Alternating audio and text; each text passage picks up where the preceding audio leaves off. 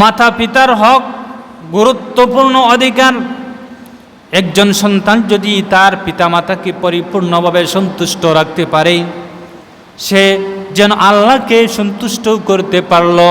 আর যে ব্যক্তি তার মাতা পিতাকে সন্তুষ্ট করতে পারল না, সে যেন আল্লাহকেও সন্তুষ্ট করতে পারল না। নাউযুবিল্লাহ। আল্লাহ রাসূল সাল্লাল্লাহু আলাইহি সাল্লাম হাদিসের মধ্যে বলতেছেন, দেখেন মাতা পিতার হক আপনার আমার উপর কতটুকু। আল্লাহ রাসূল সাল্লাল্লাহু আলাইহি সাল্লাম হাদিসের মধ্যে বলতেছেন, রিদার রাব্বি ফি রিদাল ওয়ালিদাইন ওয়া সাখাতুর রাব্বি ফি সাখাতিল ওয়ালিদাইন। আল্লাহ রাসূল সাল্লাল্লাহু আলাইহি সাল্লাম হাদিসের মধ্যে বলতেছেন, রিদার রাব্বি ফি রিদাল ওয়ালিদাইন, যে আল্লাহ পাক রব্বুল আলামিনের সন্তুষ্টি মাতা পিতার সন্তুষ্টির উপর নির্ভর করে। ওয়া সাখাতুর রাব্বি ফি সাখাতিল ওয়ালিদাইন, আর আল্লাহ তাআলার অসন্তুষ্টি মাতা পিতার অসন্তুষ্টির উপর। যদি তোমার একজন সন্তানের উপর তার মাতা পিতা অসন্তুষ্ট হন, তাহলে মনে করবেন এই বান্দার উপর আল্লাহ অসন্তুষ্ট। নাউযুবিল্লাহ। বেরাদরুল ইসলাম, এই দুনিয়াতে মানুষের হকের মধ্যে সর্বপ্রথম গুরুত্বপূর্ণ হক হলো আপনার আমার পিতামাতার হক, আমাদের আব্বা আম্মার হক। যে সমস্ত সন্তান তার পিতামাতার হক পরিপূর্ণভাবে আদায় করবে, সে আল্লাহ পাক রব্বুল আলামিনকে খুশি করতে পারবে। আর যে সন্তান তার পিতামাতাকে সন্তুষ্ট করতে পারল না, সেজন্য আল্লাহকেও সন্তুষ্ট করতে পারল না। আফসোস লাগে বর্তমান জমানায় সন্তানেরা মা বাপকে অবহেলা করে, পিতামাতাকে অবহেলা করে, যখন বিশেষ করে বৃদ্ধ অবস্থায়, যখন আব্বা হন আম্মা হন, পিতামাতার বয়স যখন 40-50 বছর হয়ে যায়, বার্ধক্যে পৌঁছে যান, তখন তারা দেখা যায় সমাজের অবস্থা এরকম যে অবহেলার পাত্রে পরিণত হয়ে যায়। আফসোস, দেখা যায় ছেলে তার স্ত্রীর কথা শুনে, তার বউয়ের কথা শুনে মাকে গালি দেয়, বাপকে গালি দেয়, বিভিন্ন রকম কষ্ট নির্যাতন করে বাপের উপর, বাপকে গালিগালাজ করে, মাকে গালিগালাজ করে। আফসোস লাগে।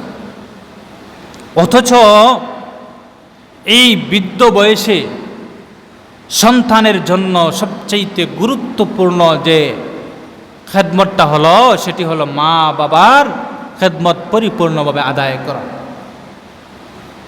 হে দুনিয়ার ইমানদার আল্লাহর গোলাম, একটু আপনি আপনার ছোট্টবেলার জীবনের দিকে তালাশ করুন। আপনি যখন মায়ের গর্ভে এসেছেন, আপনি এই মাকে কত কষ্ট দিয়েছেন, এই মাকে কত কষ্ট দিয়েছেন। গর্ভের মধ্যে যখন ছিলেন, আপনি মার পেটে লাথি দিয়েছেন, এই লাথির কারণে মার অনেক কষ্ট হয়েছে, হাঁটতে কষ্ট হয়েছে, ঘুমাতে কষ্ট হয়েছে, চলাফেরা সব কিছুতে মায়ের কষ্ট হয়েছে। এই মা আপনাকে 10 মাস 10 দিন তার গর্ভে রেখেছেন, আপনাকে কষ্ট স্বীকার করে, অনেক কষ্ট করে মা তার গর্ভে আপনাকে ধারণ করেছে। দুনিয়াতে আসার পর মা আপনার জন্য অনেক জিনিস বিসর্জন দিয়েছেন। আপনি অসুস্থ হয়েছেন, যে অসুস্থতার কারণে মা বিভিন্ন রকমের ভালো ভালো খাবার পরিহার করেছেন, আরাম আয়েশ ঘুম সব কিছু পরিহার করেছেন সন্তানের জন্য। আপনি যখন কিছু বড় হলেন, এই মা আপনার জন্য অনেক কষ্ট করেছেন, আপনাকে গোসল করিয়েছেন, আপনাকে লালন পালন করেছেন, আপনাকে পোশাক পরিয়েছেন। আর আপনার পিতা আপনার জন্য অনেক কষ্ট সহ্য করেছেন, আপনাকে সুস্থ রাখার জন্য দিনের পর দিন পরিশ্রম করেছেন। এই পিতা আপনাকে লালন পালন করার জন্য মানুষের কাজ কাম করেছেন, মানুষের দ্বারে দ্বারে ঘুরিয়েছেন আপনাকে লালন পালন করার জন্য। এই পিতা আপনাকে মানুষ বানানোর জন্য অনেক কষ্ট করেছেন, নিজে না খেয়ে আপনাকে ভালো ভালো পোশাক পরিধান করিয়েছেন।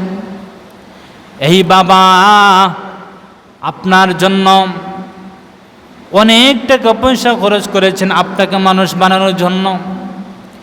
অনেক সময় এরকম হয় বাবা অসুস্থ, কিন্তু সন্তানকে লালন পালন করার জন্য নিজের অসুস্থতাকে বিসর্জন দিয়ে দেয় বাবা, বলে আমার সন্তানটা অসুস্থ, তার চিকিৎসা করাতে হবে। এই বাবা আপনার জন্য কত মায়া, কত স্নেহ মমতা ছিল। এই বাবা আপনাকে কত কষ্ট করে লালন পালন করেছেন।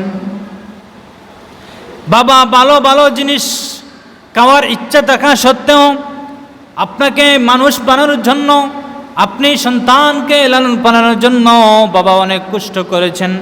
নিজে না খেয়ে, নিজে ভালো ভালো পোশাক পরিধান না করে, আপনাকে ভালো ভালো পোশাক পরিধান করে মানুষের মতো মানুষ বানিয়েছেন। কিন্তু আফসোস লাগে, এই বাবা মা যখন বৃদ্ধ হন তখন তারা দেখা যায় অবহেলার পাত্র হয়ে যান।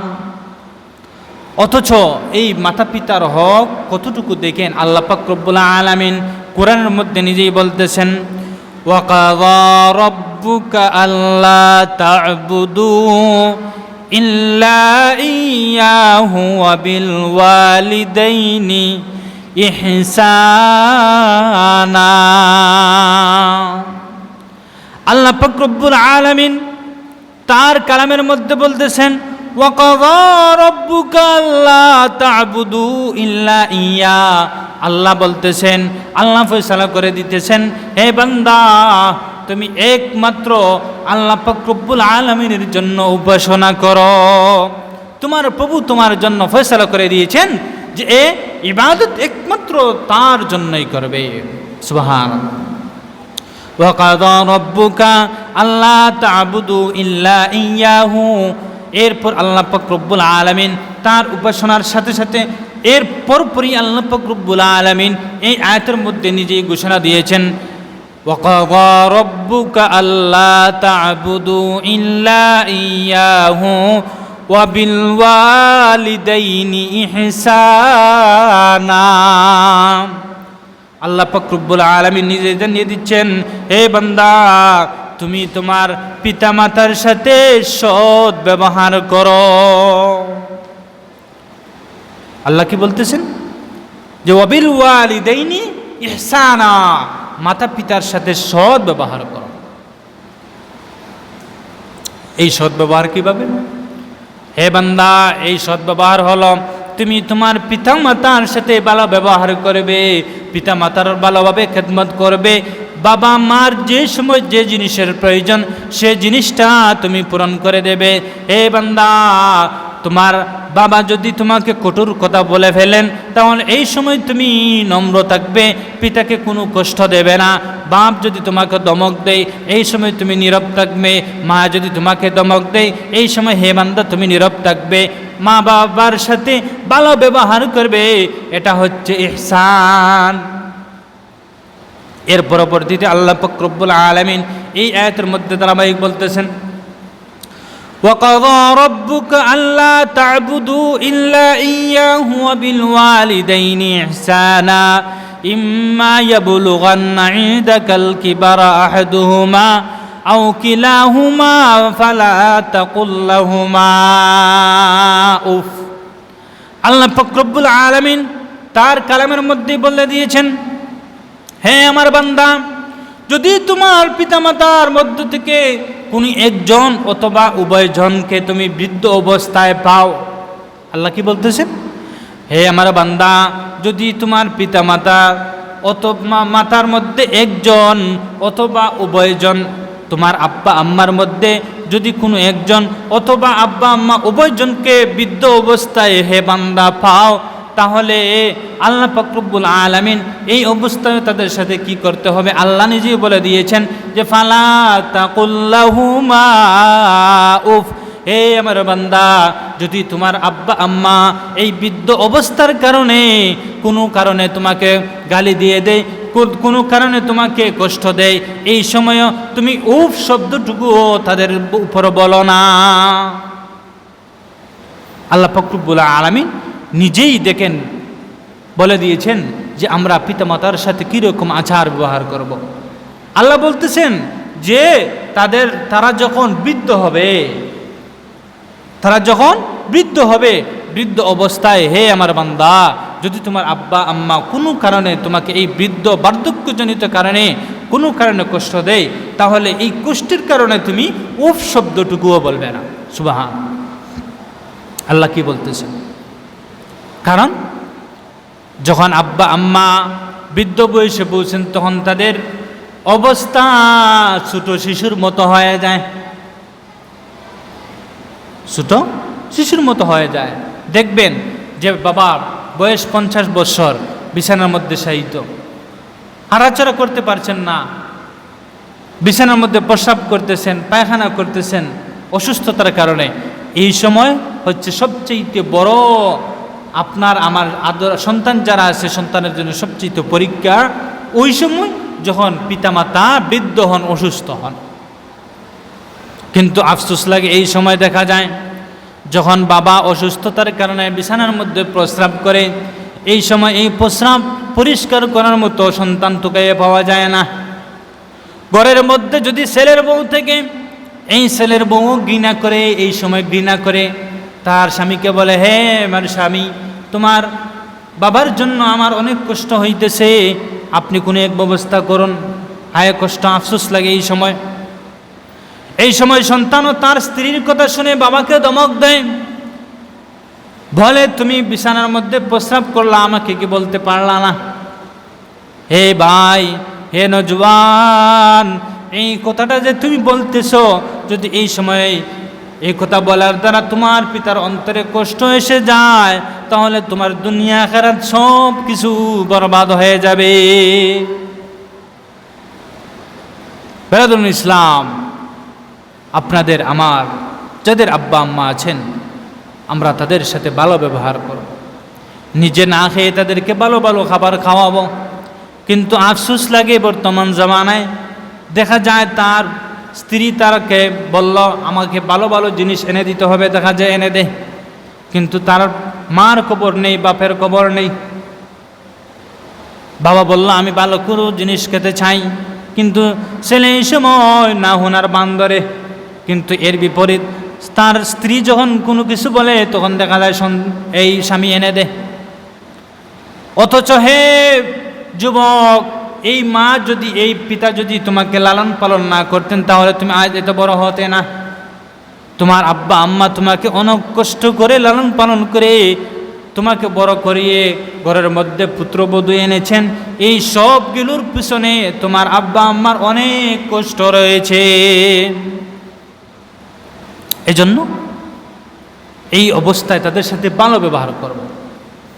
আল্লাহ নিজেই বলে দিয়েছেন যে ফালা তাকুল লাহুমা উফ, এই অবস্থায় তাদেরকে তোমরা উফ শব্দটুকু বলবে না। এরপরে আল্লাহ আবার বলতেছেন এই অবস্থা তাদের সাথে আমরা কিভাবে কথা বলবো। আল্লাহ বলতেছেন ওয়ালা তানহারহুমা, আল্লাহ নিজেই বলতেছেন যে তাদেরকে, হে আমার বান্দা, তোমরা তাদেরকে দমক দিও না। ওয়ালা তানহারহুমা, দমক দিও না। ওয়াকুল লাহুমা কাওলান কারীমা, এই সময় হে আমার বান্দা, তুমি তোমার পিতামাতার সাথে সম্মানজনক কথা বলবে। সুবহান আল্লাহ আমাদেরকে শিক্ষা দিচ্ছেন যে আমরা কিভাবে আমাদের মাতা পিতার সাথে ব্যবহার করব। ওয়াকুল লাহুমা কাওলান কারীমা ওয়াখফিজ লাহুমা জানাহাজ যুল্লি, এরপর আল্লাহ আবার বলতেছেন হে আমার বান্দা, তুমি তোমার পিতামাতার জন্য রহমতের ডানা একবারে বিছিয়ে দাও। ওয়াখফিজ লাহুমা জানাহাজ যুল্লি, বিনয়ের ডানা বিছিয়ে দাও। ওয়াকুর রব্বিরহামহুমা কামা রব্বায়ানি সগীরা, আল্লাহ তাআলা আমাদেরকে জানিয়ে দিতেছেন আমরা কিভাবে আমাদের আব্বা আম্মার জন্য, পিতামাতার জন্য দোয়া করব। আল্লাহ কোরআনের মধ্যে বলতেছেন হে আমার বান্দা বল ওয়াকুর রব্বিরহামহুমা, হে আমার বান্দা বলো ওয়াকুর রব্বিরহামহুমা কামা রাব্বায়ানি সগীরা। ওগো আমার আল্লাহ, আপনি আমার পিতামাতার উপর রহম করুন যেভাবে তারা ছোটবেলায় আমার উপর রহম করেছিল। আল্লাহ আমাদেরকে কোরআনের ভাষায় জানিয়ে দিতেছেন আমরা আমাদের আব্বা আম্মার জন্য কিভাবে দোয়া করব। আল্লাহ নিজে আমাদেরকে বলতেছেন, হে ওয়াকুর রব্বির হামহুমা, হে বান্দা বলো ওয়াকুর রব্বির হামহুমা কামা রব্বায়ানি সগীরা। হে আল্লাহ, আমার আব্বা আম্মার উপর রহম করো যেভাবে তারা ছোটবেলায় আমার উপর রহম করেছে। সুবহানাল্লাহ। ব্রাদার ইসলাম, এই পিতামাতার হক, অনেক হক অধিকার আমাদের উপর রয়েছে। হাদিসের মধ্যে আল্লাহ রাসূল সাল্লাল্লাহু আলাইহি ওয়াসাল্লাম, আমি সংক্ষেপে কিছু আলোচনা করব। এই তো আল্লাহ আয়াতের মধ্যে পিতামাতার হক সম্পর্কে আল্লাহ বলতেছেন। হাদিসের মধ্যে রাসূল করিম সাল্লাল্লাহু আলাইহি ওয়াসাল্লাম বলতেছেন যে পিতামাতার হক অধিকার কতটুকু দেখেন। এক হাদিসের মধ্যে আল্লাহ রাসূল বলতেছেন যে রেজাউর রব্বি ফি রেজাল ওয়ালিদাইন ওয়া সাখাতুর রব্বি ফি সাখাতিল ওয়ালিদাইন। যে রেজাউর রব্বি ফি রেজাল ওয়ালিদাইন, আল্লাহ তাআলার সন্তুষ্টি পিতামাতার সন্তুষ্টির উপর নির্ভর করবে, আর আল্লাহ তাআলার অসন্তুষ্টি পিতামাতার অসন্তুষ্টির উপর নির্ভর করবে। অর্থাৎ হে যুবক, হে ছেলে মেয়ে, যদি তোমার পিতামাতা তোমার উপর সন্তুষ্ট থাকেন তাহলে মনে করবেন আল্লাহ পাক রব্বুল আলামিনও তোমার উপর সন্তুষ্ট। আর যদি কোনো কারণে তোমার পিতামাতা তোমার উপর অসন্তুষ্ট থাকেন তাহলে মনে করবেন আল্লাহ পাক রব্বুল আলামিনও তোমার উপর অসন্তুষ্ট। নাউযুবিল্লাহ। এই হাদিস থেকে আমরা বুঝতে পারলাম যে পিতামাতার হক অধিকার কতটুকু। আল্লাহু আকবার। আফসোস লাগে আমরা মা বাবার সাথে কি দুর্ব্যবহার করি। বিশেষ করে যখন বিয়া শাদীর পরে দেখবেন ছেলেরা মা বাপের সাথে দুর্ব্যবহার করে, অনেক খারাপ খারাপ আচরণ করে, বউয়ের কথা শুনে মাকে প্রহার করে, মায়ের দর করে। আফসোস লাগে এই সমস্ত সন্তানের। হে যুবক, জেনে রাখ